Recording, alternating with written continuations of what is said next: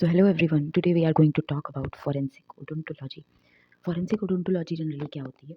Odontology मतलब हम teeth की स्टडी को कहते हैं। अगर इसमें फोरेंसिक का टर्म जुड़ जाना मतलब टीथ का क्या रोल है इन्वेस्टिगेशन में। तो प्रॉपर अगर हम बात करें तो investigation teeth role of teeth in investigation in criminal justice system. अब इसकी इंपॉर्टेंस कहाँ कहाँ है? लाइक बाइट मार्क्स में है, सेक्सुअल असॉल्ट के केसेस में, बाइट मार्क्स के केसेस में, सेक्सुअल असॉल्ट के केसेस में। फिर हमारा कई बार फिर हमारा इसमें मास डिज़ास्टर के केसेस में ये बहुत इंपॉर्टेंट रोल प्ले करता है। और कई ऐसी केस स्टडीज़ भी हमने देखी हैं जहाँ फॉरेंसिक ओडोंटोलॉजी की जो टीथ की हेल्प से, टीथ की स्ट्रक्चर, टीथ की कैरेक्टर स्ट्रक्चर्स की वजह से, स्पेसिफिसिटी की वजह से हम एक क्रिमिनल को पकड़ पाए हैं। तो ये एक पॉसिबल वे है, एक अच्छा एविडेंस है। सो इसकी बात करनी ज़रूरी है as a investigator. So let's get started. Forensic odontology हम जानते हैं क्या है कि टीथ का क्या रोल है इन्वेस्टिगेशन क्रिमिनल जस्टिस सिस्टम में। सो अब अगर हम बात करें तो टीथ का बेसिक स्ट्रक्चर क्या होता है? टीथ का बेसिक स्ट्रक्चर होता है, टीथ में क्राउन होता है, जो एक टीथ अगर लिया उसके ऊपर का पार्ट क्राउन, उसके नीचे का पोर्शन नेक होता है, एंड देन रूट होता है नीचे से, और पेरियोडोंटल लिगामेंट्स होते हैं, सीमेंटम होता है टूथ में, और ऊपर से एक कवरिंग होती है डेंटाइन और इनेमल की। अब आते हैं हम नीचे से, जो हमारा पेरी ब्लड वेसल्स गए होते हैं, आर्टरीज और वेन्स, एकदम स्मॉलर आर्टरीज वेन्स। अब अगर हम बात करें तो जो रूट है वो सराउंडेड है सीमेंटम से।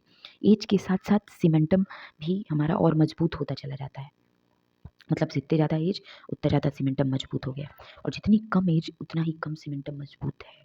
तो एक इन्वेस्टिगेशन में बहुत बड़ा रोल प्ले कर सकता है। अब हम बात करते हैं कि प्राइमरी टूथ और सेकेंडरी टूथ क्या होता है, एंड देन हम बात करेंगे कि प्राइमरी सेकेंडरी क्या होता है और इसका कहाँ कहाँ इंपॉर्टेंस है। और सो let's get started. Primary tooth को हम डेसिडियस टूथ और टेम्पोररी टीथ भी कहते हैं, और जो हमारा सेकेंडरी टूथ होता है उसको हम कहते हैं परमानेंट टूथ।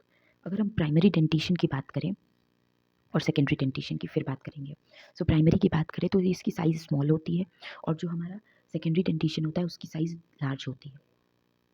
अब सबसे बड़े कैरेक्टर जो प्राइमरी डेंटिशन होता है उसका कलर एकदम वाइट मोतियों जैसा होता है, चमकता है वो, लेकिन सेकेंडरी डेंटिशन के केस में पेल येलो कलर में हो जाता है टीथ, वो एक्सिस्ट करते करते। अब अगर बात करें तो प्राइमरी डेंटिशन में टीथ के काउंट्स 20 होते हैं, and if we are going to talk about large और सेकेंडरी डेंटिशन, वो 32 होते हैं नंबर में।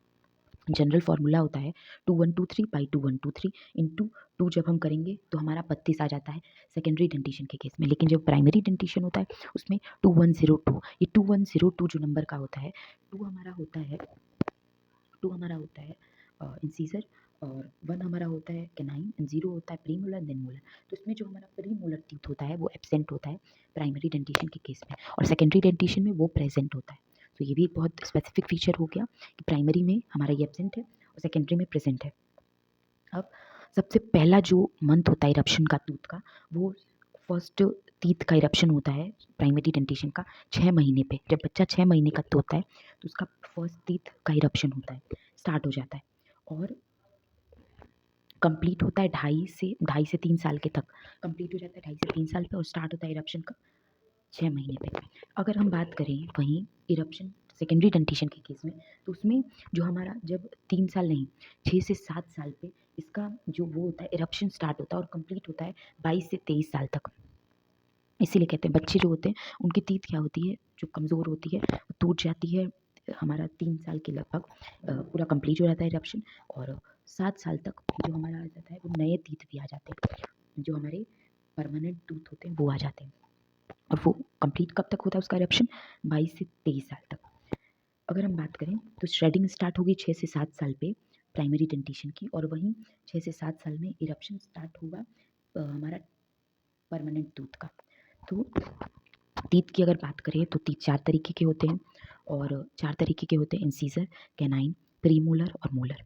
इंसीजर होता है हमारा जो हेल्प करता है बाइंडिंग करने के लिए, कटिंग करने के लिए। जो हमारा कैनाइन होता है वो हेल्प करता है टीयरिंग करने के लिए। जो जो हमारे कार्निवोरस एनिमल्स होते हैं उनमें ये डोमिनेटेड होता है। And then if we are going to talk about premolar, तो प्री मोलर ग्राइंडिंग करने में हेल्प करता है, एंड मोलर भी च्यूइंग और ग्राइंडिंग करने में ही हेल्प करता है। सो ये था हमारा ओवरऑल टूथ स्ट्रक्चर। टूथ होता क्या है, प्राइमरी डेंटिशन क्या होती है, सेकेंडरी डेंटिशन क्या होती है, इरप्शन का एज, टाइम, फोरेंसिक ओडोंटोलॉजी क्या है, क्राउन रूट और ये सारी चीज़ें, पेरियोडोंटल लिगामेंट के बारे में भी डिस्कस करा हमने। अब हम धीरे धीरे बात करेंगे कि इनके किन किन केसेस में रोल है इसका। हमने ये भी डिस्कस करा जैसे कि बाइट मार्क्स के केस में और मास डिज़ास्टर के केस में। तो धीरे धीरे हम बात करेंगे कि इसका और क्या इंपॉर्टेंस है फोरेंसिक की फील्ड में। For more stay tuned. Thank you.